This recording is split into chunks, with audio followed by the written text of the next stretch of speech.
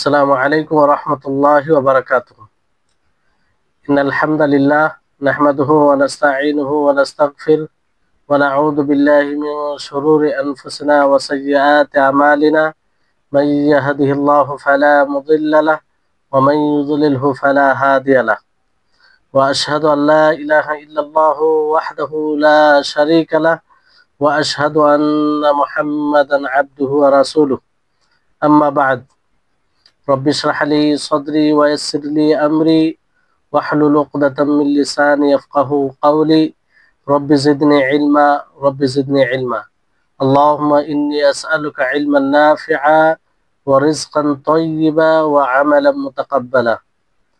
সম্মানিত, আজকের এই মাকারিমুল আখলাক এই বইয়ের তৃতীয় ক্লাসে উপস্থিত দিন দরদি সুপ্রিয় ভাই সকল ও সম্মানিতা বোন, সবকিছু সর্বপ্রকারের প্রশংসা মহান আল্লাহ তাআলার জন্য, যে তিনি আমাদের সকলকে উপস্থিত হওয়ার তৌফিক দিয়েছেন। তারপরে আমাদের সকলের প্রাণ প্রিয় নবী করিম মুহাম্মদ সাল্লাল্লাহু আলাইহি ওয়াসাল্লাম, ওনার উপরে অসংখ্য শান্তি ধারা বর্ষিত হোক, যিনার মাধ্যমে আমরা পৃথিবীতে শান্তি শৃঙ্খলার সাথে চলার জন্য উত্তম আখলাক, উত্তম চরিত্র পেয়েছি, যেটাকে অবলম্বন করে আমরা দুনিয়াতেও ভালো থাকি এবং আখেরাতে আমাদের মর্যাদা সমুন্নত হয়, আল্লাহর নিকটে আমরা প্রিয় হওয়ার সুযোগ পাই। এজন্য আমরা সকলে তার উপরে দরুদ পাঠ করব, আল্লাহুম্মা সাল্লি আলাইহি আল্লাহুম্মা বারিক আলাইহি। সম্মানিত উপস্থিতিগণ, আমরা আলহামদুলিল্লাহ আজকে তৃতীয় ক্লাসে রয়েছি। তৃতীয় ক্লাসে আমরা শেখ ইবনে উসাইমিন রাহিমাহুল্লাহর বই শুরু করে দিয়েছিলাম। তার মধ্যে ভাবলাম যে আপনাদেরকে কিছু কথা উত্তম চরিত্র অবলম্বনের যে ফজিলত বিষয়ে কিছু আল্লাহর নবীর বাণী আছে, সেগুলো আপনাদের সামনে উপস্থাপন করি। কারণ আমরা যদি জানি যে এই উত্তম চরিত্র অবলম্বন করা, ভালো চরিত্রের অধিকারী হওয়া, শরীয়তে এর ফজিলত কি, এর মর্যাদা কি, তাহলে বিষয়টির প্রতি আমরা আরো আগ্রহী হব আর বুঝতে পারবো যে এই উত্তম চরিত্র একটা ইসলামের অন্যতম অংশ। এটা এমন বিষয় নাই যে কেউ উত্তম চরিত্রের অধিকারী হলো, কেউ হলো না, কেউ হলে ভালো বিষয়, না হলে কোনো ব্যাপার নয়, এরকম বিষয় নাই। এটা একটা ইসলামের অন্যতম অংশ। আর এই উত্তম চরিত্র ইসলাম প্রচার প্রসারে অগ্র ভূমিকা ছিল, আছে এবং থাকবে। আমরা যদি নবী সাল্লাল্লাহু আলাইহি সাল্লামের প্রাথমিক জীবন দেখি, আর সেই সময় যে মানুষ দলে দলে ইসলামে প্রবেশ করে, ইসলামে আসে, তার একটি অন্যতম কারণ নবী সাল্লাল্লাহু আলাইহি সাল্লামের উত্তম চরিত্র। আল্লাহ তাবারক ওয়া তাআলা শরীয়তে যে উত্তম চরিত্রের পদ্ধতি দিয়েছেন, সেটা তো এর কিছু ফজিলতের, অন্যতম কিছু ফজিলতের বিষয় আছে, সেগুলো আপনাদেরকে বলবো। উদ্দেশ্য এটাই যেন আমরা সকলেই এই উত্তম চরিত্রের অধিকারী হতে পারি। আল্লাহ তাআলা যেন আমাদের সকলকে উত্তম চরিত্রের অধিকারী হওয়ার তৌফিক দান করেন। উত্তম চরিত্র যদি আমরা অবলম্বন করি, তাহলে এই উত্তম চরিত্র জান্নাতে যাওয়ার একটা অন্যতম মাধ্যম। এই ব্যাপারে নবী করিম মুহাম্মদ সাল্লাল্লাহু আলাইহি ওয়াসাল্লাম বলেন যে আনা যাঈমুন বাইতিন ফি রাবদিল জান্নাহ লিমান তারাকাল মিরাআ ওয়া ইন কানা মুহিক্কান ওয়া বাইতিন ফি ওয়াসাতিল জান্নাহ লিমান তারাকাল কাযিবা ওয়া ইন কানা মাযিহান ওয়া বিবাইতিন ফি আ'লাল জান্নাতি লিমান হাসুনা খুলুকুহু। যে আমি জান্নাতে একটি বাড়ির দায়িত্ব নিচ্ছি সেই ব্যক্তির জন্য, যে ব্যক্তি ঝগড়া, তর্ক বিতর্ক ছেড়ে দেয়, যদিও সে সততার উপরে থাকে। একজন ব্যক্তি তাকে গালিগালাজ করে, তাকে মন্দ কথা বলে, তাকে কষ্ট দেয়, তাকে বিভিন্ন রকম ভাবে হয়রানি করে, অথচ সে নির্দোষ, তার কোনো দোষ নেই, যে কথা হচ্ছে তাতে সে মানে সততার উপরে আছে, তারপরও তাকে গালি দেওয়া হয়, সবকিছু করা হয়, তার সাথে অন্যায় করা হয়। এগুলো করার পরে সে ঝগড়াকে প্রত্যাখ্যান করে, তর্কে বিতর্কে জড়িত হতে যায় না। তো এই ধরনের ব্যক্তির জন্য নবী করিম মুহাম্মদ সাল্লাল্লাহু আলাইহি সাল্লাম জান্নাতে ঘরে মানে তার জিম্মেদার হয়েছেন যে তাকে জান্নাতে ঘর দেওয়া হবে। অনুরূপভাবে জান্নাতে আহ ঘরের দায়িত্ব নিয়েছেন আল্লাহ নবী, যে মিথ্যা কথাকে ছেড়ে দিবে, মিথ্যা কথা বলা ছেড়ে দিবে, যদিও হাস্য ছলে হয়, অর্থাৎ হাস্য ছলেও সে মিথ্যা কথা বলে না। এই ধরনের ব্যক্তির জন্য আল্লাহ নবী জান্নাতে তার ঘর বাড়ির দায়িত্ব নিয়েছে। ওয়াবিবাইতিন ফি আলাল জান্নাতি লিমান হাসুনা খুলুকুহু, আর জান্নাতের উঁচু স্থানে ঘরের নবী সাল্লাল্লাহু আলাইহি সাল্লাম দায়িত্ব নিয়েছে, যার চরিত্র ভালো, যে ভালো চরিত্রের অধিকার, যার ভালো ক্যারেক্টার, যার ভালো ব্যবহার, ভালোভাবে চলাফেরা করে, তার তার জন্য। তাহলে এই উত্তম চরিত্র কত একটা গুরুত্বপূর্ণ বিষয়। যেই জান্নাতের জন্য আমরা কঠোর পরিশ্রম করি, সেই জান্নাতের গ্যারান্টি রয়েছে এতে, আপনার উত্তম চরিত্রে। যদি আমরা ভালো ব্যবহার করি, ভালোভাবে মানুষের সাথে চলাফেরা করি, তাহলে জান্নাতে বাড়ি রয়েছে, আর তার দায়িত্ব, তার জিম্মেদার নবী করিম মুহাম্মদ সাল্লাল্লাহু আলাইহি সাল্লাম নিজে দিয়েছেন। তারপরে রাসূল সাল্লাল্লাহু আলাইহি সাল্লামকে জিজ্ঞাসা করা হয়, যে হাদিসটি আপনাদেরকে বললাম, সেই হাদিসটি আপনার বাইহাকিতে রয়েছে, আরো তাবরানীতে রয়েছে, আর হাদিসটিকে ইমাম আলবানী হাসান বলেছেন, আবু দাউদে আছে। তো আরেকটি হাদিসে নবী করিম মুহাম্মদ সাল্লাল্লাহু আলাইহি সাল্লামকে জিজ্ঞাসা করা হয় যে সবচেয়ে বেশি কোন বিষয়টি মানুষকে জান্নাতে প্রবেশ করাবে, কোন বিষয়ের কারণে মানুষ জান্নাতে যাবে। তো আল্লাহ নবী মুহাম্মদ সাল্লাল্লাহু আলাইহি সাল্লাম বলেন, তাকওয়াল্লাহ ওয়া হুসনুল খুলুক, যে আল্লাহ তাআলার তাকওয়া, আল্লাহ তাআলার ভয়ভীতি, আল্লাহ তাআলার ভয় ও ভালো চরিত্র, উত্তম চরিত্র। তারপরে জিজ্ঞাসা করেন, আল্লাহ নবীকে জিজ্ঞাসা করা হয় যে এরপরে কোন জিনিসটি সবচেয়ে বেশি মানুষকে জাহান্নামে প্রবেশ করাবে। আল্লাহ নবী বলেন যে জিহবা, মুখ এবং লজ্জাস্থান, এই দুটি কারণে মানুষ বেশি গুনাহ করে, ফলে জাহান্নামে যাবে।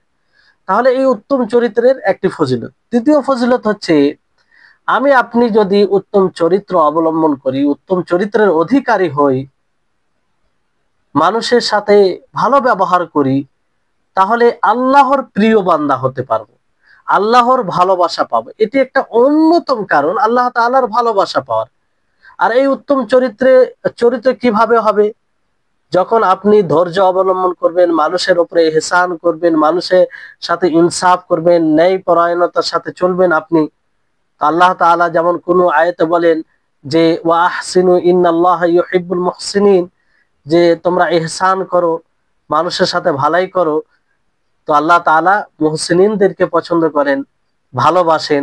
অনুরূপভাবে আল্লাহ তাআলা বলেন আল্লাহু ইউহিব্বুস সাবিরিন, আল্লাহ ধৈর্যশীলদেরকে ভালোবাসেন।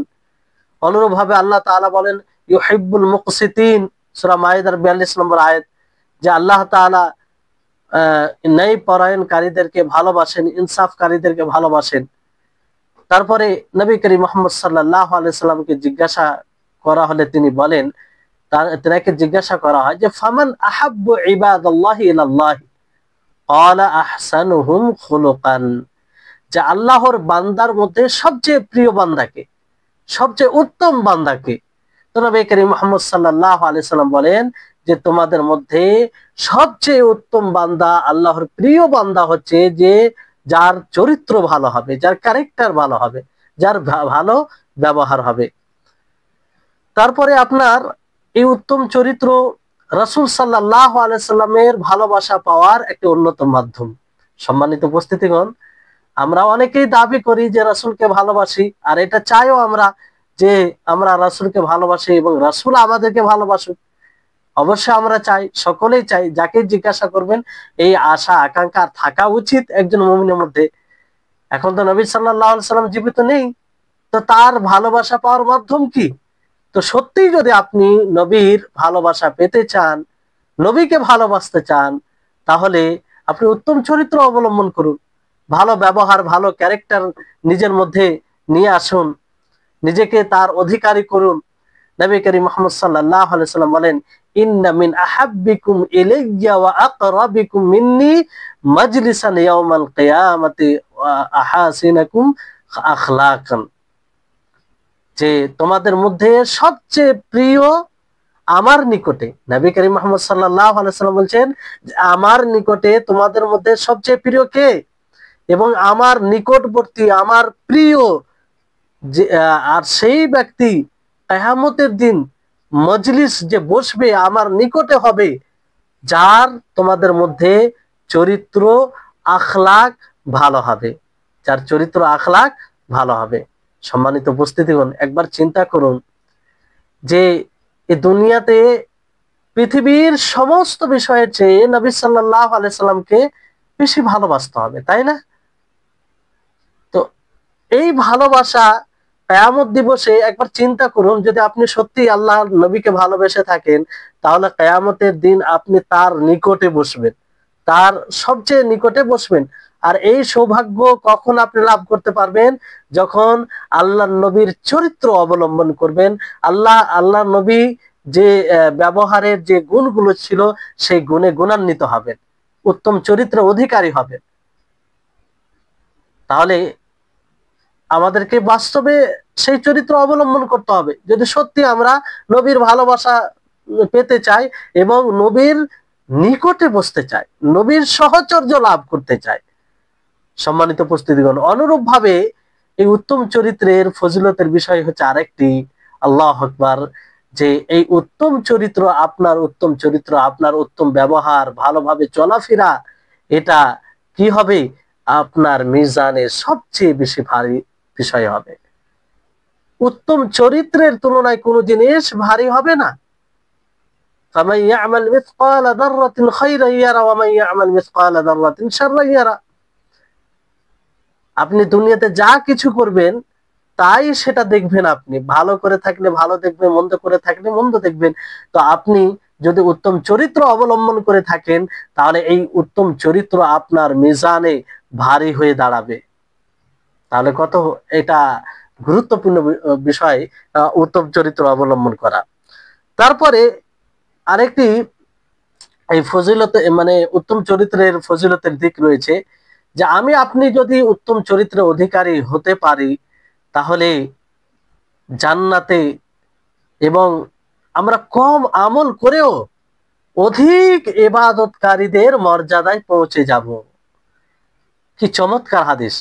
শুনুন, নবী সাল্লাল্লাহু আলাইহি সাল্লাম বলেন, ইন্নাল মুমিনা ইউদরিকু বিহুসনি খুলুকিহি দারাজাতি কাইমিল লাইলি সাইমিন নাহারি।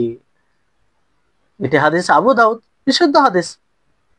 আলবানী রাহিমাহুল্লাহ তিনি হাদিসটিকে বিশুদ্ধ বলেছেন, যে মুমিন উত্তম চরিত্রের কারণে, যে ব্যক্তি রাত্রে কিয়াম করে, তাহাজ্জুদ আদায় করে এবং দিনে সিয়াম সাধনা করে, তার দরজায় সমুন্নত হয়।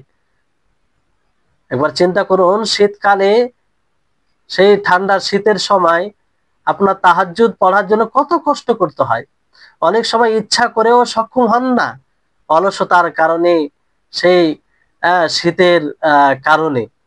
আর আপনি যদি উত্তম চরিত্রের অধিকারী হন, তো যে ব্যক্তি রাত্রে তাহাজ্জুদ সালাত আদায় করে আর দিনে সিয়াম সাধনা করে, তার সমুন্নত আপনি হবেন, তার মর্যাদায় আপনি পৌঁছে যাবেন এই উত্তম চরিত্রের কারণে। তা এই অর্থে আরো হাদিস রয়েছে।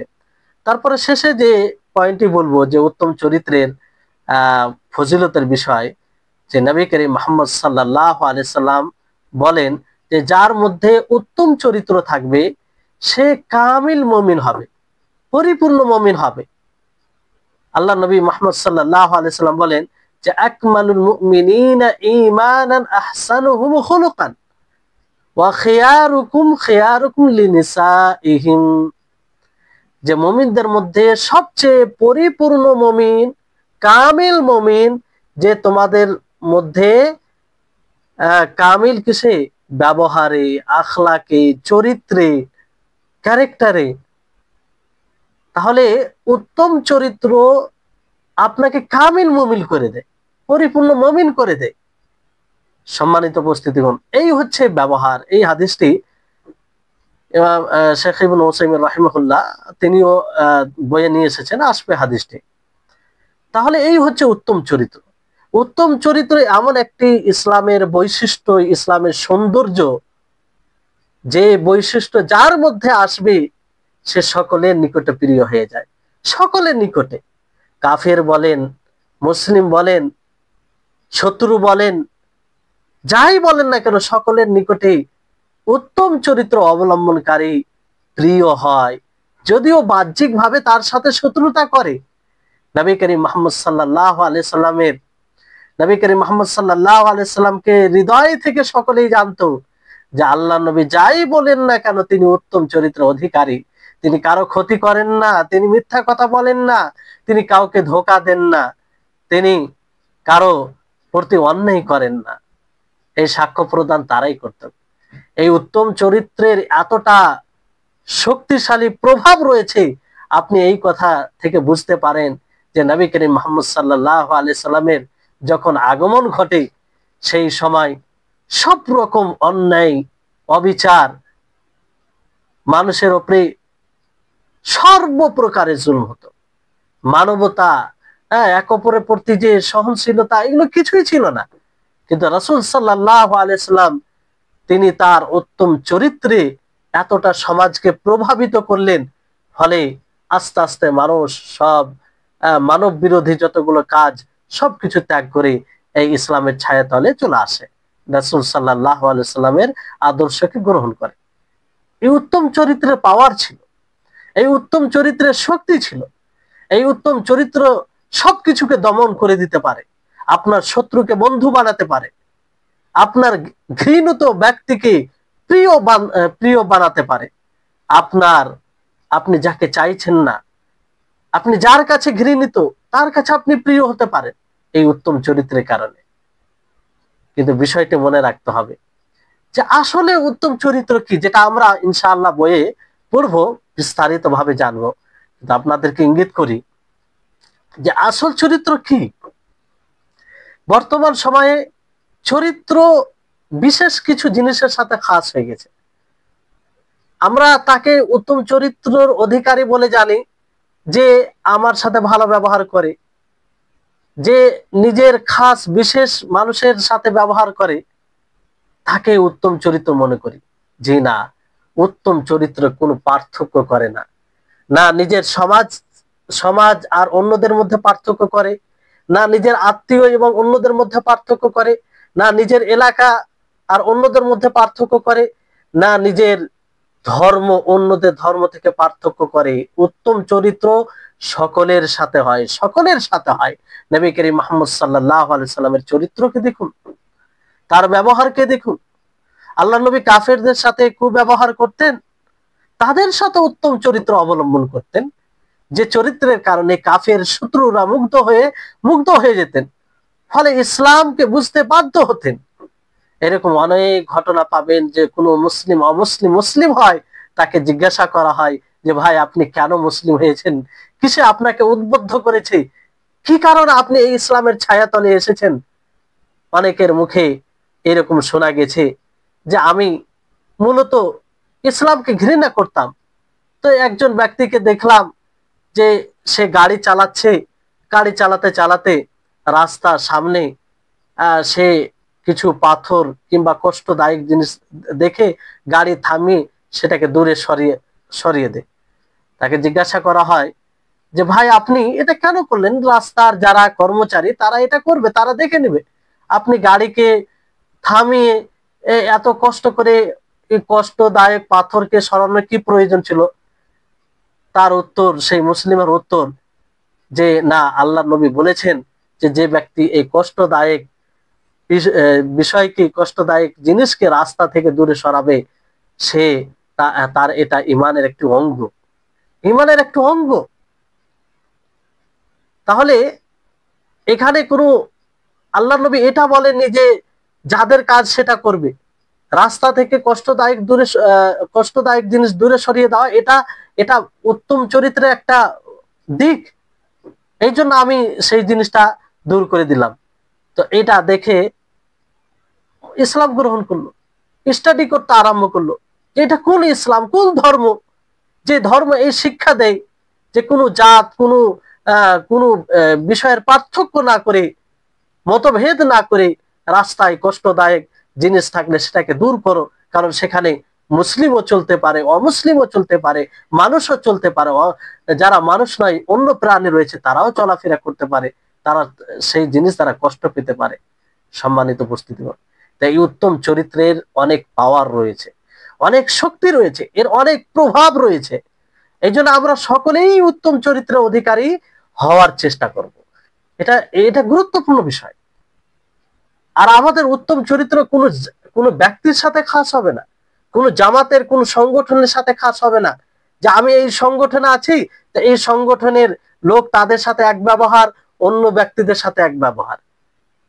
আমি আমার স্থানীয় লোক আছে তাদের সাথে এক ব্যবহার, অন্যদের সাথে এক ব্যবহার। জি না, যার সাথে যেরকম ব্যবহার ইসলাম করতে ইসলাম দিক নির্দেশনা দিয়েছেন, নবী করিম মুহাম্মদ সাল্লাল্লাহু আলাইহি সাল্লাম দিক নির্দেশনা দিয়েছেন, তার সাথে সেই রকম ব্যবহার করা, এটাই হচ্ছে উত্তম চরিত্র। এটা কারো সাথে বিশেষ হয় না। আর আপনার এই উত্তম চরিত্র সব জায়গায় বাস্তবায়ন হবে, সব জায়গায়। তো এই হচ্ছে বিষয়। এই কটি কথা আপনাদের সম্মুখে ব্যক্ত করা একটু প্রয়োজন ভাবলাম, এই জন্য বললাম।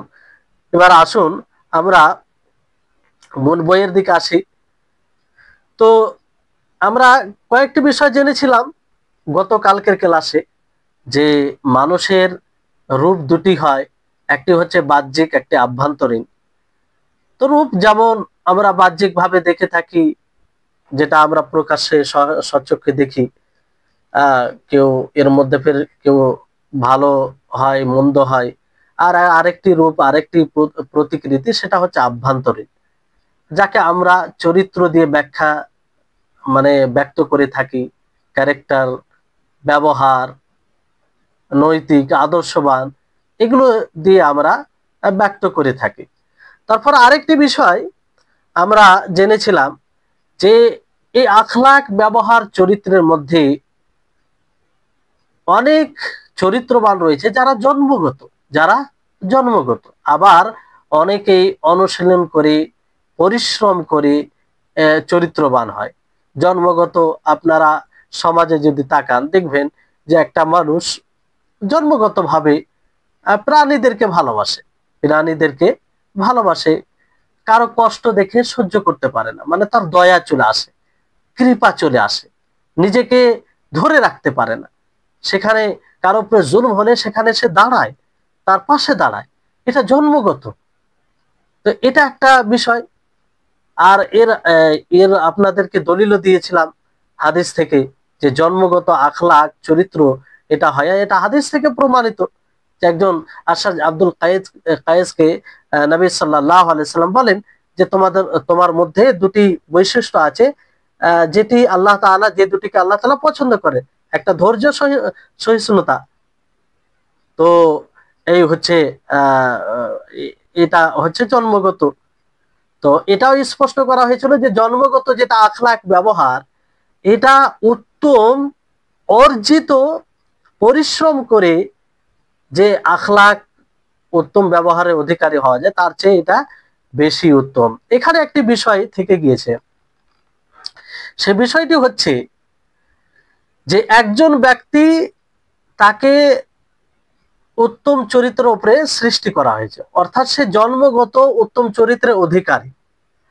আর একজন ব্যক্তি নিজের নফসের সাথে মুজাহাদা করে, নিজের আত্মার সাথে পরিশ্রম করে, অনুশীলন করে, অনেক কষ্টের সম্মুখীন হয়ে সে ভালো চরিত্রের অধিকারী হয়। তো এই দুই ব্যক্তির মধ্যে কোন ব্যক্তি উত্তম, কোন ব্যক্তি মর্যাদার দিক দিয়ে বেশি মর্যাদাপূর্ণ, এবং কোন ব্যক্তি বেশি সওয়াবের অধিকারী, নেকির অধিকারী, এই দুই ব্যক্তির মধ্যে কোন ব্যক্তি? অনেকেই দেখবেন আপনি অনুশীলন করে ভালো ব্যবহার চরিত্র অবলম্বন করতে হয়। তার উদাহরণ আপনাদেরকে দিই, যে কাউকে দেখবেন যে ভাষার দিকে প্রখর, মানে মুখে সে কিছু ধরে রাখতে পারে না, যা ব্রেন আসে ব্যক্ত করে দেয়, যা ব্রেন আসে ব্যক্ত করে দেয়। তো এই ব্যক্তিকে মানুষকে ভালো কথা বলার জন্য, মানুষকে কথা দ্বারা মুগ্ধ করার জন্য তাকে অনুশীলন করতে হবে। সহজে তার মধ্যে এই বৈশিষ্ট্যটা আসবে না, বুঝতে পারলেন? তো এর জন্য কষ্টকর বিষয়। অনেকেই দেখবেন যে ভিতরে কথা রাখতে পারে না, যেমন আমরা সমাজে বলে থাকি যে পেটে কথা রাখতে পারে না, যা শুনে তা বলে দেয়। মহিলাদের মধ্যে, তাদের মধ্যে অনেকেই রয়েছে, বেশিরভাগ, যাক তাদের এটা মানে বলছি না, সমাজে বেশি দেখা যায়, এই জন্য হয়তো বলা হচ্ছে। পুরুষরাও মানে এই বদগুণে গুণান্বিত আর কি। আল্লাহ আমাদের সকলকে হেফাজত করুন। যে কোনো কথা শুনলে সেটা ধরে রাখতে পারে না, অন্য কাউকে বলে দেওয়া। তো এটা একটা বদগুণ, এটা ভালো নৈতিকতার বিরোধী একটা বৈশিষ্ট্য, ভালো ক্যারেক্টার, ভালো চরিত্রের বিরোধী বিষয়। তো এই ধরনের ব্যক্তি যে আসলে এটা রাখতে পারে না, কোনো কথা শুনে যদি নেই, আপনি যদি ওই রকম ব্যক্তিকে বলে দেন যে ভাই আপনাকে একটা কথা বললাম, অন্য কাউকে বলবেন না, তো ও তার মধ্যে একটা কাজ করে যে কখন আমি অন্য কাউকে বলবো, কখন অন্য কাউকে বলবো, কোনো বাহানাতে, কোনো কৌশল অবলম্বন করে সে অন্য কাউকে বলে দেয়। আবার ফের এখানে পদ্ধতি অবলম্বন করা হয় যে ভাই আপনাকে বলছি, আপনি অন্য কাউকে বলিয়েন না। এইভাবে করতে করতে আসল যে ব্যক্তি বলেছিল তার উদ্দেশ্য শেষ। সে চেয়েছিল যে কেউ যেন না জানতে পারে, কিন্তু এটা হয় না। তো এইরকম গুণে, এইরকম যারা বদ অভ্যাসে অভ্যস্ত, তাদেরকে এই গুণটা দূর করতে সময় লাগবে, পরিশ্রম লাগবে। এর জন্য যথাযথ তাকে অনুশীলন করতে হবে, নিজের নফসের সাথে মুজাহাদা করতে হবে। তার নফস, তার আত্মা চাইবে যে আমি এগুলো না করি, কিন্তু সহজ নয়। তো এইরকম ব্যক্তি যদি পরিশ্রম করে ভালো গুণে গুণান্বিত হয়।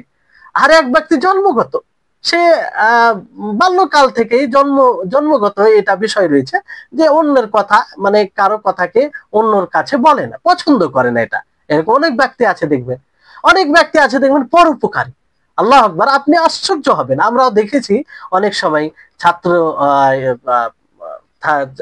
মানে সাথীদের মধ্যে কিছু সাথী দেখেছি, আল্লাহ আকবার, এত পরোপকারী যে ভাবতাম যে এতটা মানুষের উপকারে কিভাবে নিজেকে ব্যস্ত রাখে। তো এটা ছিল জন্মগত, মানে কঠিন মনে হতো যে নিজে অসুবিধা বিপদে থাকার পরও মানুষের উপকার, মানুষের উপকার। যে কোনো মানুষ ডাক দিত, সেই মানুষের তার ডাকে চলে যেত, কোনো কষ্ট না, তাকে এই কাজগুলো করেই তাকে ভালো লাগতো, অথচ সে নিজে বিপদে রয়েছে। তো এটা জন্মগত। তো এই দুই ধরনের ব্যক্তির মধ্যে কোন ব্যক্তি বেশি উত্তম, কোন ব্যক্তি বেশি উত্তম? তো এর উত্তরে ইবনে উসাইমিন রাহিমাহুল্লাহ, আল্লাহ তাকে জান্নাতবাসী করুন, তিনি বলেন যে নিঃসন্দেহে যারা উত্তম চরিত্রে, যাদেরকে উত্তম চরিত্রে সৃষ্টি করা হয়েছে, অর্থাৎ জন্মগত যারা উত্তম চরিত্রের অধিকারী, তার চরিত্র পরিপূর্ণ, নিখুঁত, সেই ব্যক্তির তুলনায় যে অনুশীলন করে, পরিশ্রম করে, অনেক কষ্টের সম্মুখীন হয়ে কি করে উত্তম চরিত্রের অধিকারী হয়। কেন?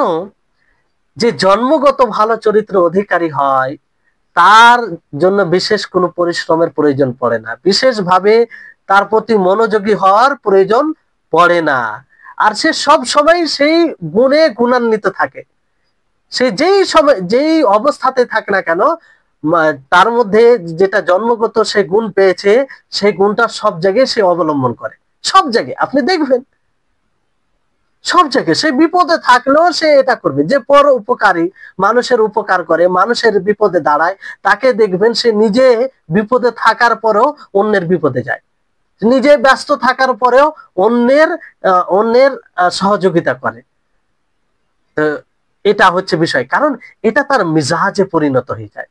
কিসে পরিণত হয়? তার মিজাজে পরিণত হয়ে যায়, তার স্বভাবে পরিণত হয়ে যায়।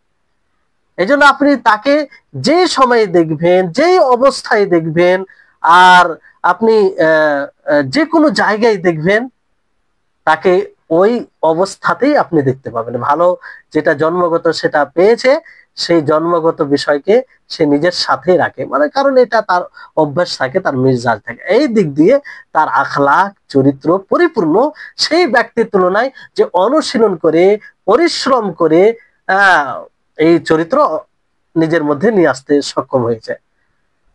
কারণ যে পরিশ্রম করে, চেষ্টা করে, প্রচেষ্টা করে আসে, তার অনেক সময় এটা মানে অনেক সময় হয়, অনেক সময় হয় না, কিন্তু সে যে পরিশ্রম করে, সে প্রচেষ্টা করে নিজের নফসের সাথে, এটার সে নেকি পাবে, এটার সে আলাদা নেকি পাবে।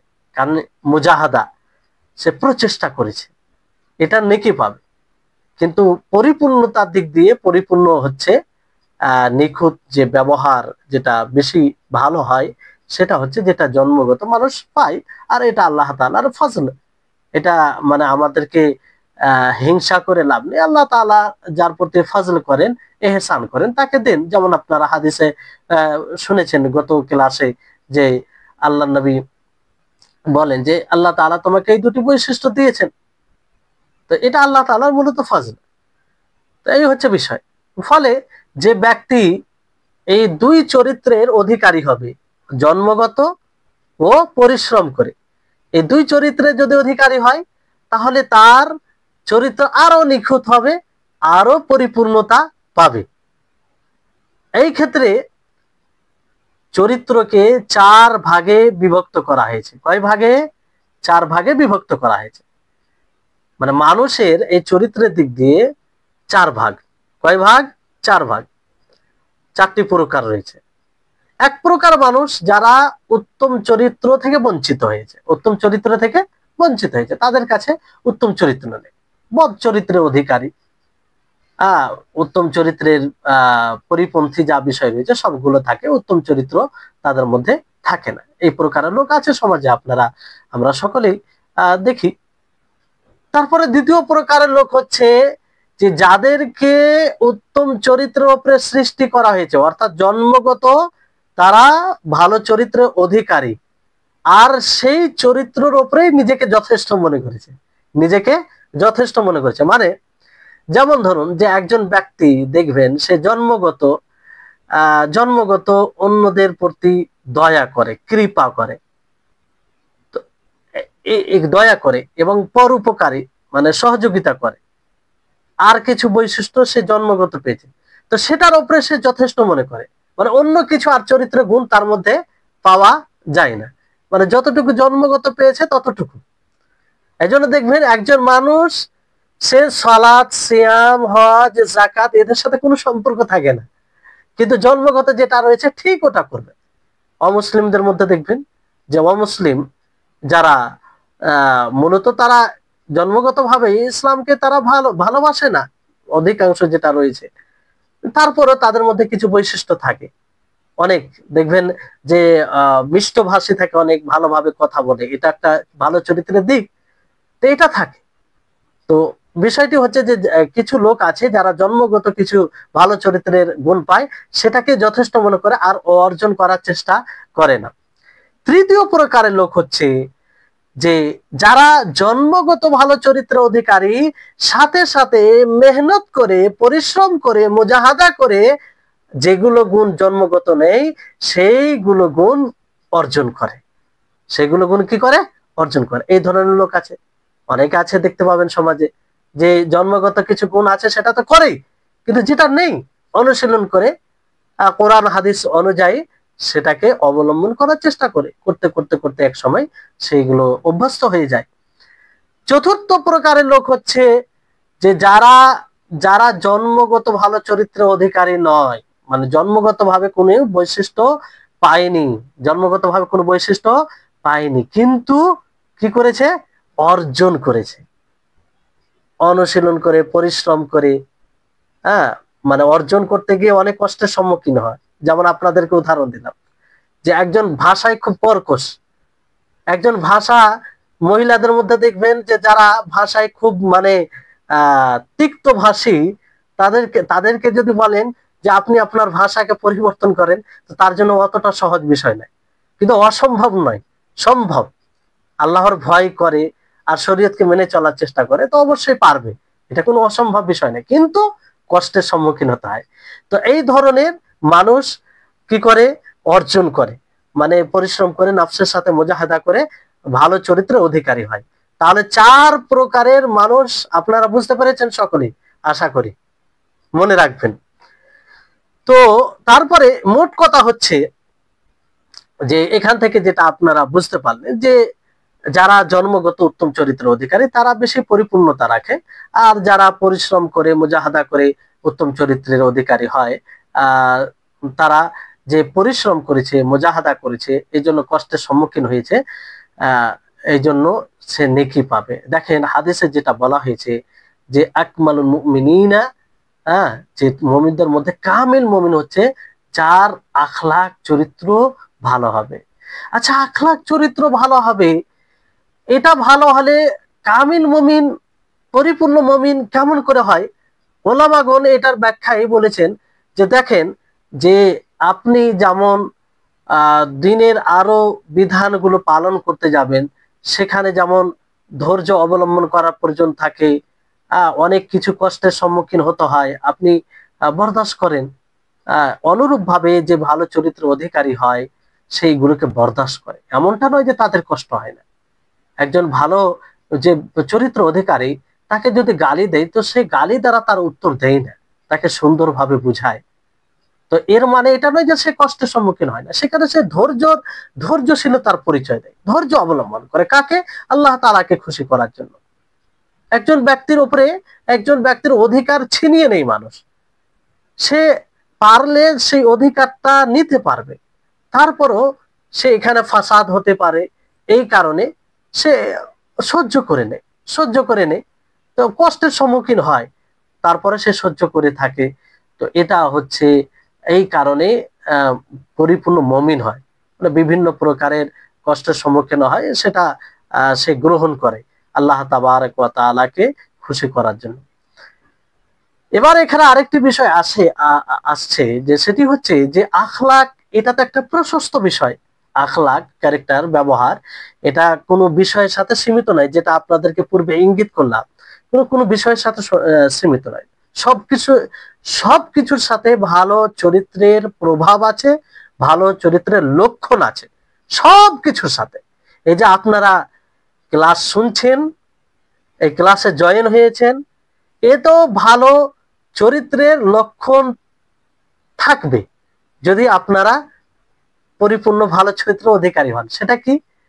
যে ভালোভাবে এই শুনবেন এটাকে, আর এটাকে শুনবেন এই উদ্দেশ্যে যাতে এরপর এটা আমি বাস্তবায়ন করতে পারি আর আল্লাহ তাআলা যেন সন্তুষ্ট হন। তো এটা এর প্রতি ভালো চরিত্রের লক্ষণ, আপনারা পরবর্তী সময় বুঝতে পারবেন ইনশাআল্লাহ। তো আখলাক ব্যবহারে কি এমন কিছু বিষয় আছে যে বিষয়গুলো কোরআন হাদিসে নেই? আর যদি কোরআন হাদিসে না থাকে তাহলে সেটা কোথা থেকে অর্জন করব? অর্জন করার পদ্ধতি কি? কোথা থেকে আমরা জানতে পারবো? না, শরীয়তে ইসলামিয়াতে কোরআন ও হাদিসে আখলাকের সবকিছু বিবরণ দেওয়া হয়েছে, পরিপূর্ণ বিবরণ দেওয়া হয়েছে। তো এর উত্তর হচ্ছে ইবনে উসাইমিন রাহিমাহুল্লাহ, তিনি বলছেন, আল্লাহ নবীর এই হাদিস উল্লেখ করে যে আল্লাহ নবী বলেন, ইন্নামা বুইসতু লিউতাম্মিমা মাকারিমাল আখলাক, যে আমি প্রেরিত হয়েছি, আমাকে পাঠানো হয়েছে যাতে উত্তম চরিত্রকে পরিপূর্ণ করি, ভালো চরিত্রকে ভালো ব্যবহারকে আমি পরিপূর্ণ করতে পারি। তার মানে কি? এখান থেকে এটা স্পষ্ট হচ্ছে যে আমাদের এই শরীয়ত আখলাকে পরিপূর্ণ, এখানে কোনো প্রকারের মানে ত্রুটি নেই। আল্লাহ নবী, এই জন্যই আল্লাহ নবীকে প্রেরণ করা হয়েছে, তিনাকে পাঠানো হয়েছে যাতে মানুষের সাথে পরিপূর্ণ আখলাক ব্যবহার তুলে ধরে, যা তিনি তুলে ধরেছেন, যার প্রভাবে মানুষ এক মানে এমন সমাজে ছিল যে সমাজে কোনো প্রকারের শান্তি ছিল না, কোনো প্রকারের নিরাপত্তা ছিল না, কিন্তু নবী সাল্লাল্লাহু আলাইহি সাল্লামের ব্যবহার, তার সুন্দর আদর্শকে অবলম্বন করার কারণে সেই শান্তি নিরাপত্তা ফিরে এসেছে। অনেকে যারা সরাসরি এটাকে অবলম্বন করেছে তারা এই নিরাপত্তা অনুভব করছে, কিন্তু যারা করেনি তারাও এর প্রভাবে প্রভাবিত। আপনারা দেখবেন যে অমুসলিম, বিশেষ করে হিন্দু, তাদের মধ্যে এত উচ্চ নিচ রয়েছে যে আপনি কল্পনা করতে পারবেন না। তাদের মধ্যে যারা নিচু জাতি রয়েছে তাদেরকে তারা দেখতে পারে না, তাদেরকে তারা তাদের ইবাদতের স্থানে প্রবেশ করতে দেয় না, তাদের জিনিসকে স্পর্শ করতে দেয় না। স্পর্শ যদি করে নেই, মেরে মেরে পিটিয়ে তাকে হত্যা করে দেওয়া হয়। এই বিষয়টা একসময় খুব ছিল, যে জায়গায় ইসলাম ছিল না। ভারতে একসময় খুব ছিল, উচ্চ নিচ জাতের বিভাজন এতটা বেশি ছিল যে আপনি কল্পনা করতে পারবেন না। এখন সেরকমটা নেই। এটা কিসের প্রভাব? এই ইসলামের প্রভাব। তাই ইসলামের তাদেরকে শুকরিয়া আদায় করা উচিত যে ইসলামের কারণে তাদের মধ্যে যারা নিচু জাত রয়েছে শান্তিতে আছে। যেখানেই এই ইসলাম থাকবে না সেখানে তাদের আবার ওই পূর্বের যেটা রীতিনীতি সেটা চালু হয়ে যাবে, আর তারা প্রচেষ্টা করছে। এই হচ্ছে উত্তম চরিত্রের প্রভাব।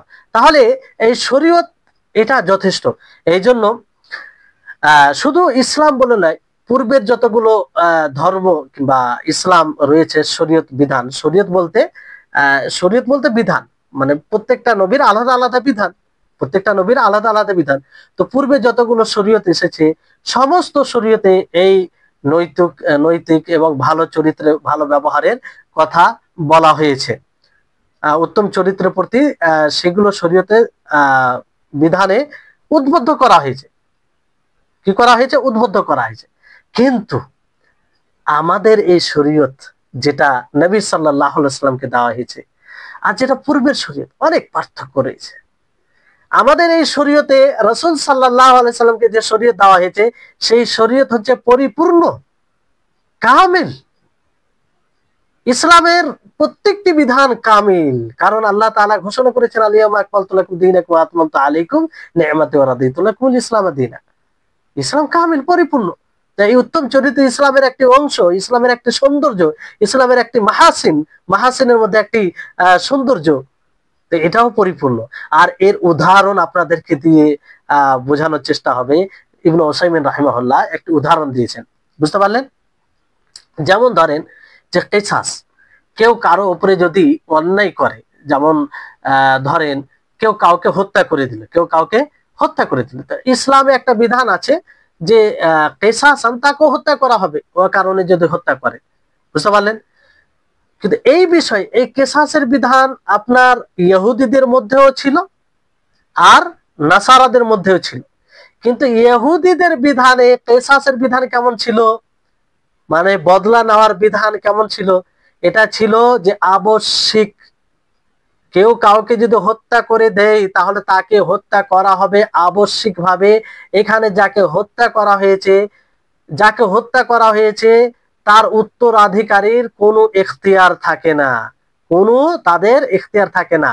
আবশ্যিকভাবে হত্যাকারীকে হত্যা করতে হবে। এটা ইহুদিদের এতে মানে তাদের শরীয়তে এরকম বিধান ছিল। আর নাসারাদের বিধানে কি? নাসারাদের বিধানে এটা আছে যে কোনো ব্যক্তি যদি কাউকে হত্যা করে দেয় তাহলে তাকে মাফ করতে হবে। মাফ করা জরুরি, মাফ করতেই হবে, তাছাড়া কোনো উপায় নেই, বিকল্প কোনো রাস্তা নেই।